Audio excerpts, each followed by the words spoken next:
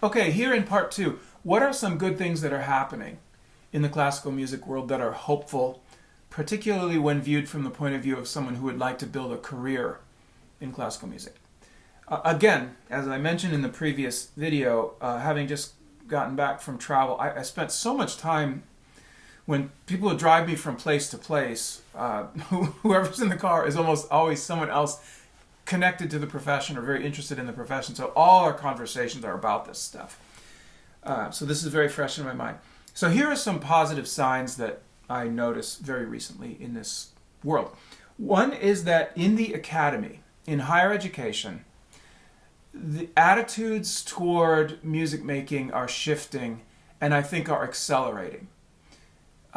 This is partly just open-mindedness and new people coming in to take positions. It's partly because the old attitudes are not working and they're under pressure to change. So with all of those influences, we do see attitudes changing. What do I mean by that? Attitudes about maybe trying out different forms of training, different kinds of curriculum. What should be in a degree program? What's essential and what's not essential? The particulars I see, one is if you go back to the mid-20th century, you can find books like, there's one by Ruth Slenzinska, who's a fabulous pianist and was a student of Rachmaninoff, and she has a chapter on how to program a public concert. And it's very interesting to read because it's this frozen idea from the mid-20th century. You know, it always has to be chronological. So you start with an early composer and you move to later. And, there's got to be a set of Chopin pieces that's required. And, you should have probably a Beethoven sonata. And it's just this very static idea of what music should be. And a lot of institutions adopted that as their model for the curriculum. So what you're doing as a performance major is preparing to do a senior project that is that. Your senior recital with this chronological thing. You have to write program notes and, there's an intermission and don't clap between movements. Like this very static idea of what music is supposed to be.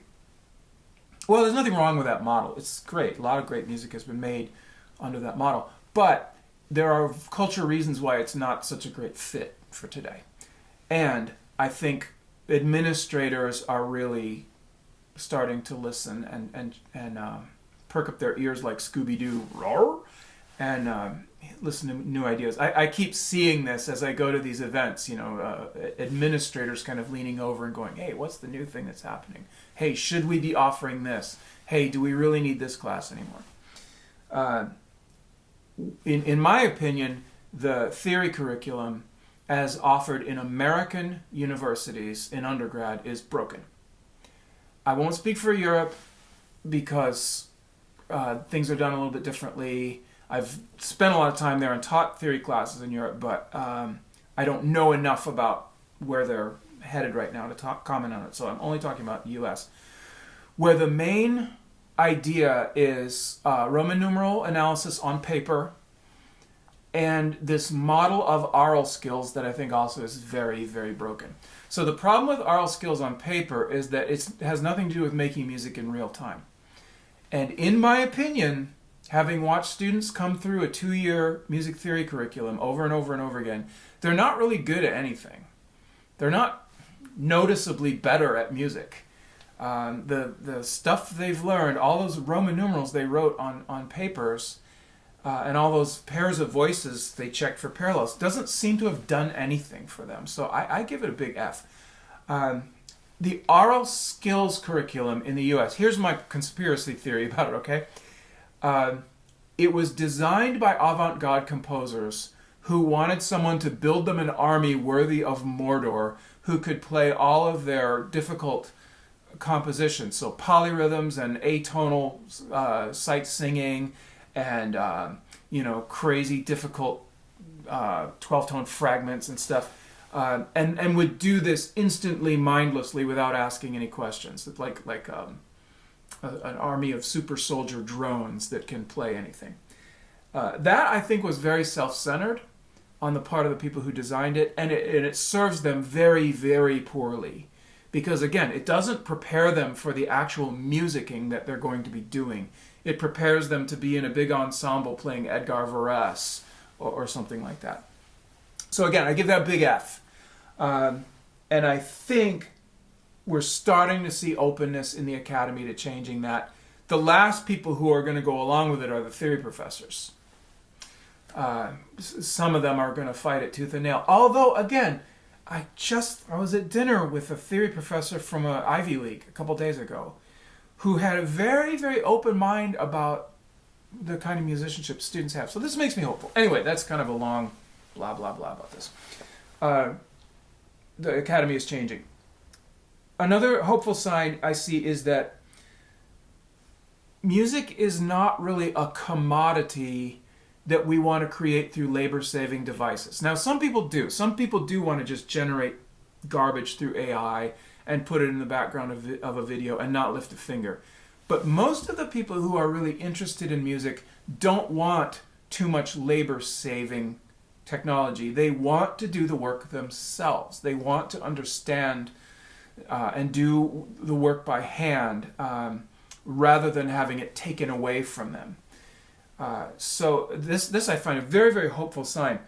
In other words, what does it mean to be human and to be alive in the world and working? And how do we find meaning in this? And it's not by surrendering the learning and the work of music to labor-saving technology. It's by engaging in it ourselves and getting dirt under our fingernails and breaking a sweat. That's actually really fun, and it gives meaning. So I'm seeing people who understand that and are excited about that. It's a way of being human, a way of being in the world is to work and solve problems and enjoy that. People want lessons, they want learning, and they find community and meaning in that kind of stuff. And I'll give you just a couple of examples. I'm aware of numerous students, some at a professional level, some at a semi, some at an amateur level, who have graciously communicated with me how their music learning journey has been really kind of a central part of their story. It's brought them joy, it's brought them meaning. In some cases, it's brought them through very difficult times. And they would point to it as one of the most important things in their lives. They're not playing in Carnegie Hall. They're not famous. They're sitting down in their music room each day and working on something and sharing it with other people and finding joy in that. What is more important than that if you can provide that for somebody? I can't think of anything more important than that. Interestingly, I just had this experience yesterday. A very large audience showed up for a young person's public performance. Most of the people in the audience were not musically trained or particularly musically aware. They're just normal people.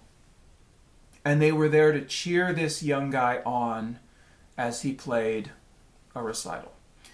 And the room was electric. It was exciting. Standing ovation, cheering, woohoo! I mean, the fact that they don't get everything that's going on, all the harmonies or whatever, is not actually that important. They understand that the difficulty of performing this music is a rite of passage and a milestone in this guy's life, and it has value as such, even though they don't quite follow all the chord changes and they don't know the history of this composer and that composer. They get that it's this guy's job to do something difficult to pass a milestone, and they want to be there to cheer him on. And can that be enough? I think for some people that's going to be their exposure to artsy music, is just to participate on that level. And I think that's okay. So that makes me very, very hopeful. I saw some people who I consider not well educated musically head bobbing, rocking out to some rhythmic chords and some romantic virtuosic music. And I said, okay, that's a good thing is happening here, and we have to accept that. So I think there's a lot of good stuff to celebrate right now in what's happening musically. It's not all bad news. There's many interesting, wonderful things going on. The question now for our final video will be, what are the qualities of a person who wants to make a professional life in music. What are you going to need to know? And what are you going to need to be good at? And we'll see you then. Ciao.